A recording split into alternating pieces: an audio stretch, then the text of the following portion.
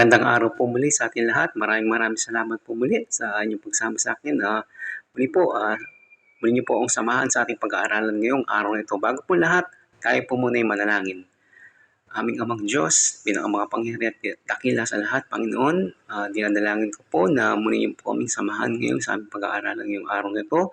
Bigyan niyo po muli kami ng kaunawaan, ng wisdom, Lord, ng kaalaman upang maunawaan po namin lahat ng mga mensahe mo na nais mo pong iparating sa amin, Panginoon. Muli po, Panginoon, in Jesus' mighty name, Lord, I pray. Amen. Amen. Lord, magandang umaga po muli sa ating lahat. Maraming salamat po muli. Ako po muling samahan niyo sa ating continuation po ng ating pag-aaralan ng ating GLC Book 1 po. No? Ngayon po, nandito na po tayo sa ikatlong session po. No? Ito po yung nag-iisang katibayan ang bagong buhay natin kay Kristo. Ito nga po, no? Yan po, kung kita nyo po, no? Ito po yung ikatlong session. Nga po, ang pamagat po nito, nag-iisang katibayan ang bagong buhay natin kay Kristo. Yan po, no? Napag-aralan nga po natin ng mga nakaraan nga po yung unang sesyon, yung nag-iisang katotohanan, yung ebanghelyo, yung mabuting balita nga po, no? Nalaman po natin doon na ang Diyos ay mapagmahal, ang Diyos ay banal. Kaso nga po tayo may problema nga po. Ang problema natin yung kasalanan, pero pinakita po ng Diyos ang pagmamahal niya po sa atin. No? Pinadala niya po ang kanyang bugtong na anak na si Jesucristo para tayo maligtas nga po. No? Tapos naman po doon sa ikalawang sesyon, ang napag-aralan po natin yung ang tanging daan, ang tagapagligtas. No?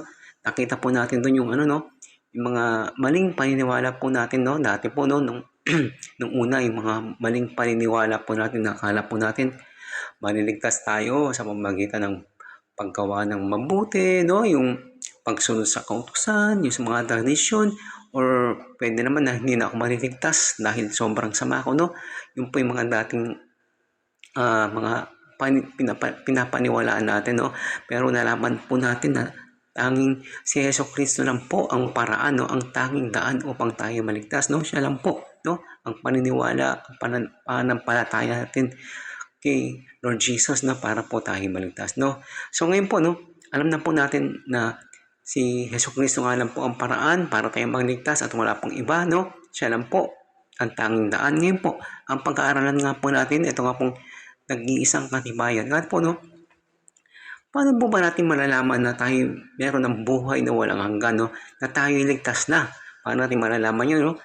Paano natin malalaman na tayo tunay na may relasyon na sa Panginoon, no? Kasi nga po, minsan sinasabi natin, oo, may relasyon na ako sa Panginoon, pero paano masasabi, no? May patunay ba yan? Opo, meron po, napakaliwanag po dito sa Biblia.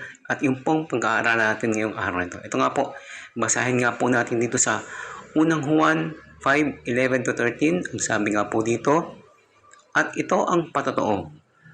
Ipinagkaloob sa atin ng Diyos ang buhay na walang hanggan at ito'y makakamtan natin sa pamamagitan ng anak. Kung ang anak ng Diyos ay nasa isang tao, mayroon siyang buhay na walang hanggan. Ngunit kung wala sa kanya ang anak ng Diyos, ay wala siyang buhay na walang hanggan. Isinusulat ko ito sa inyo upang malaman ninyo na kayong sumasampalataya sa anak ng Diyos ay may buhay na walang hanggan. Yun po, no, napakaliwanag po, no, sinasabi po dito, paano po tayo makakatiyak na tayo meron ng buhay na walang hanggan? Unang-una, kung ang anak nga po, no, si Lord Jesus ay nasa buhay na po natin, no, kung tinanggap po natin siya bilang ating Panginoon at tagapagligtas, no? Sinasabi po dito, no, kayong sumasampalataya sa anak ng Diyos ay may buhay na walang hanggan. Sinasabi nga po, no, kung tayo talagang naniniwala, sumasampalataya kay Jesucristo, no, tayo meron na pong buhay na walang hanggan. Yun po, no, napakalino na katibayan po yan, no, kung tayo po nagtatanong, meron na po talaga akong buhay na walang hanggan? Maliligtas na po ako. Ito po, isang patunay po ito, no? Na kung si Jesucristo ay nasa buhay mo, no?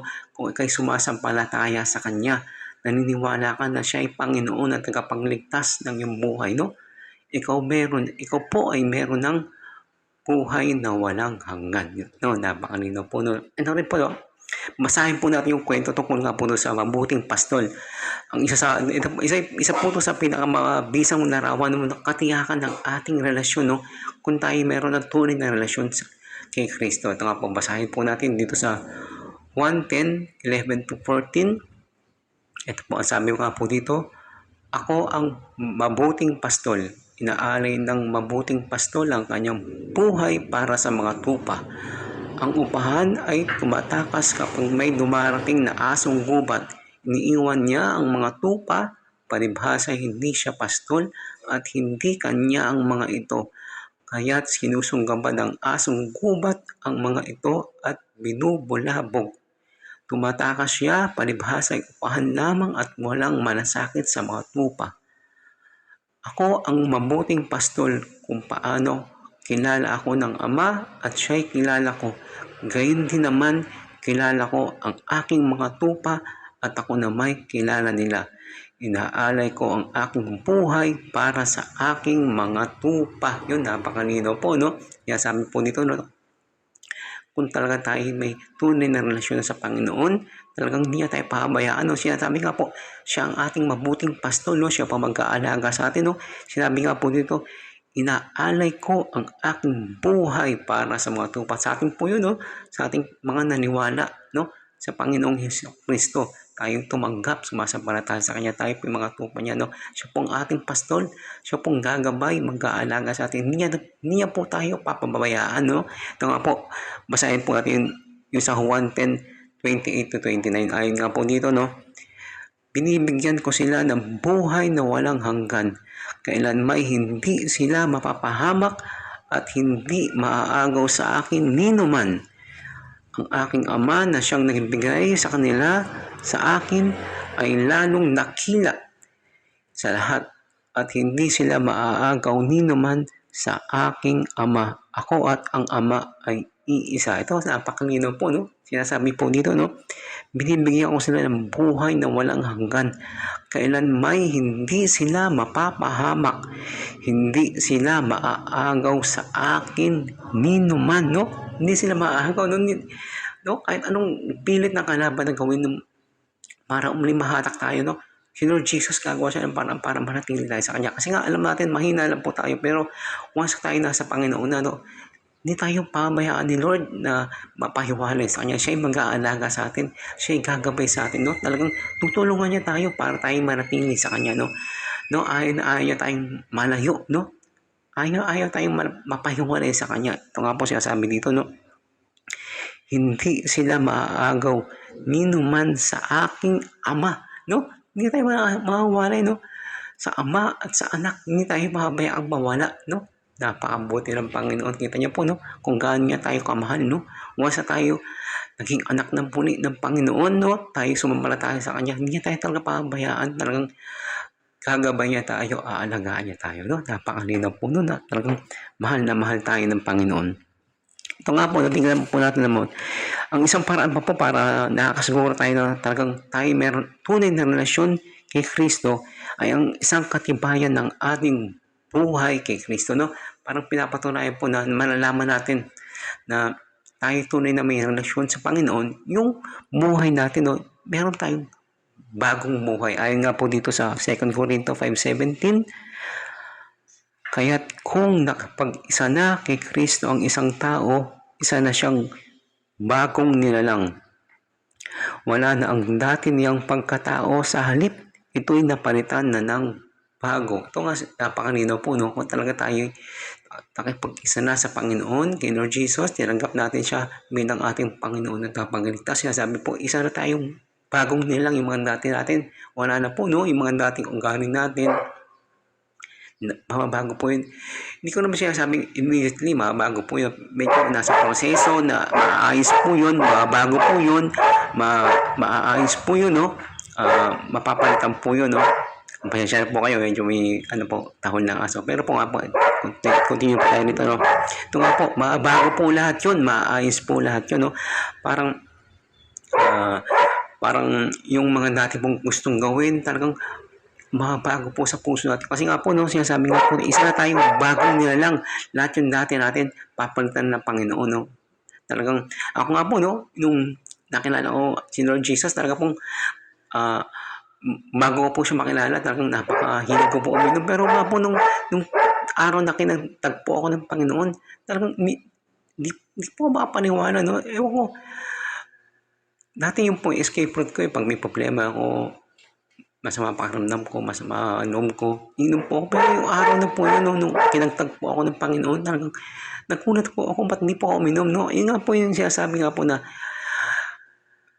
bago ka, maayos ka, yung pagmumura po, kung nakapansin niyo po, no, talagang mabago po yan, maalis po yan, yung inat ng ulo, mababawasan po. Wala pong hindi naman po sinasabing agaran po yan, hindi naman po sinasabing biglaan po yan. Meron po, may biglaan, pero meron po iba, dahan-dahan, maayos po yan, no? Kaya nga po, sinasabi nga po dito, isang patunay po talaga, no, na ikaw ay may relasyon na sa Panginoon. Titignan mo po yung sarili mo, no? May nabago pa sarili ko, naayos ba ako, o patuloy ko pa rin ginagawa yung mga dati ko, patuloy pa rin po akong umiinom, patuloy pa rin po akong nagmumura, mainit pa rin pa ulo ko, yun, nagagawa ko pa rin pa yung mga dati. Yun po, pwede po natin i-check yan, no? Kung talagang gusto nating matiyak na tayo may tunay na relasyon sa Panginoon. Ito naman po, no? Titignan naman po natin dito yung, parang dalawang marka or katibayan na tayo may tunay na relasyon at tunay na tinanggap natin si Jesus sa ating puso. Ito, may dalawang sign po, no? Marka na tunay na tayong may relasyon kay Jesus Cristo. Ito nga po, no? Ito nga po yung pagsunod at pag-ibig. Tignan po muna natin pagsunod. Ayon nga po dito sa unang Juan 2, verse 3 to 6, nakakatiyak tayong nakikilala natin ng Diyos kung sinusunod natin ang kanyang mga utos. Ang nagsasabing nakikilala ko siya, ngunit hindi naman sinusunod ang kanyang mga utos ay sinungaling at wala sa kanya ang katotohanan. Ngunit ang tumutupad sa salita ng Diyos ay umiibig ng wagas sa Diyos. Sa ganito, nalalaman natin na tayo'y talagang nasa Kanya. Sino mang nagsasabing na nahatili siya sa Diyos ay dapat mamuhay tulad ng pamumuhay ni Hesus Kristo. Ito po, no? Makikita po natin dito na talagang tayo may tunay na relasyon sa Panginoon. Unang-una po, sinasabi po dito yung pagsunod. So, sinasabi nga po dito, no? Nakakatiyak tayong nakikilala natin ng Diyos kung sinusunod natin ang kanyang mga utos. Ito nga po, no? Napag-aralan nga po natin sa mga unang bahagi nga po, no? Hindi nga po pagsunod sa mga utos, paggawa ng mabuti, ang paraan para tayo maligtas. Pero nga po, no, ito po yung resulta po ng ating pagkilala sa Panginoon. Kaya nga po, no, kung tunay ka po talagang sumampalataya, tunay ka may relasyon sa Panginoon, ito po, no, susunod ka po sa mga utos, no? Susunod ka po sa utos ng ating Panginoon. Ito na nga po yun. Ito na po yun. Yung sinasabi ko na resulta, no? Machecheck po natin kung talaga tayo may relasyon na sa Panginoon kung sinusunod natin mga utos niya, no? Sinasabi nga po dito, no? Ang nagsasabing nakikilala ko siya, ngunit hindi naman sumusunod sa mga utos, no? Ay sinungaling, no? Kaya nga po sinasabi na, opo, kilala ko ang Panginoon, tinanggap ko siya, pero ang buhay mo pa rin po, no? Nandun pa rin sa kamalian, kasalungatan, no? Hindi natin sinusunod ng Panginoon. Mali po yun, no? Kasi nga po, talagang natin ma-check natin. Kasi nga po, no? Ito nga po yung resulta, no? Kung walang resulta, parang wala nangyari, no? Parang wala kang tinanggap, no? Kaya nga po, kung tunay mo tinanggap si Jesus Christ sa buhay mo, ang resulta ay pagsunod. Kaya nga po, no? Ma-check mo yan. Isa po, ma-check natin sa pamamagitan ng pagsunod. Ito naman po, tingnan natin yung pangalawang marka.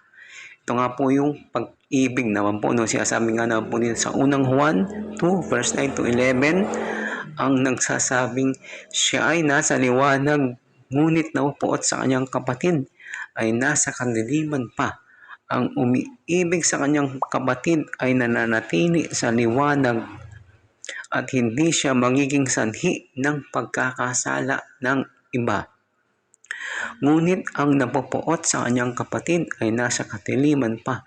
Lumalakad siya sa kadiliman at hindi niya nalalaman ang kanyang pupuntahan sapagkat binulag siya ng kadiliman. Yun, napakaliwanag po, no? Yung pag-ibig, no? Kung mapapatunayan po natin na tayo talagang may relasyon na sa Panginoon kung tayo umiibig na po, no? Pero kung sinasabi po natin na tayo may relasyon na kay Lord Jesus pero hindi natin kaya patawarin yung mga nagkamali sa atin, no? Yung mga nating mga may kasalanan sa atin, napupot pa rin po tayo sa kanila, no? Talagang hindi natin mapatawad sila, no? Hindi natin sila kayang mahalin, no? Paano natin masasabing na nasa atin na ang Panginoon? Alam natin, no? Ang unang katangian ng Panginoon ay pag-ibig. Diba? Sabi nga po, no?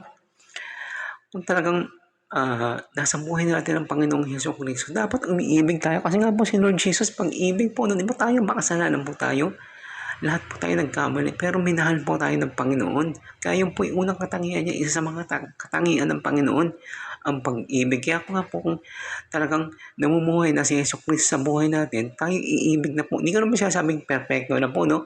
Yan na po tayo inis makalit. Meron pa rin po yun. Kasi nga po, nandito po tayo sa mundo, no? Talagang normal pa rin po. Pero nga po, hindi na po tayo tulad na dati na talagang sobrang galit, walang patawad, no? Kung tingnan natin ang kapwa natin, para natin silang gustong ilubog sa galit, no? Wala, hindi na po gano'n, no? Tayo po'y marunong magpatawad. Kung magalit man tayo, nandiyan po si Holy Spirit para mag-convict po sa atin. Talagang ma-realize po natin na mali yung ginagawa natin, no? Kaya nga po, may check po natin, no? Kung tayo umiibig na, no? Kasi nga po, ang Diyos ay pag-ibig. Alam po natin yan, no? Kaya nga po, kung wala po itong dalawang marka na to, yung pagsunod, pag-ibig, medyo mag-isip po tayo, no? Check natin, nasa buhay ko na po talaga ang Panginoon? Hindi pa ako sumusunod hindi pa ako umiibig Paano kung malalam? Paano masabing ako'y tagasunod na ng Panginoon? Paano ko masabi na si Jesucristo nasa buhay ko na? Patuloy ko pa rin sinusuway yung mga utos niya. Hindi ko nga mapatawad yung nakagawa sa akin ng kamalian. Yun po, napakalinaw. I-check po natin yun. Ipag-pray po natin palagi yun. Tingnan natin, no? Kung ano po i-pray po natin kay Lord na i-reveal po sa atin lahat yung mga kamalian natin. At yun, makikita po natin, papakita po sa atin ng Panginoon yun. Ito nga po, no, pag-aralan na po natin lahat yan, no, nakita natin na yung katiyakan para tayo maligtas. Ito nga po, basahin na po natin sa Tito 2:11-12. Sinasabi nga po dito, no, sapagkat nahayagda ang kagandahang loob ng Diyos na nagdudulot ng kaligtasan sa lahat ng tao. Ito ang nagtuturo sa atin na talikuran ang makamundong pamumuhay at damdaming makalaman at mamuhay tayo sa daigdig na ito ng may pagpipigil sa sarili, matuwid at karapat-dapat sa Diyos. Ito nga po na sinasabi po dito dahil sa grasya ng Panginoon, no? Yung kagandahang loob ng Panginoon, no? Talagang mababago po yung sarili natin, maayos po yung sarili natin, no? Kaya nga po, no? Ito po, no?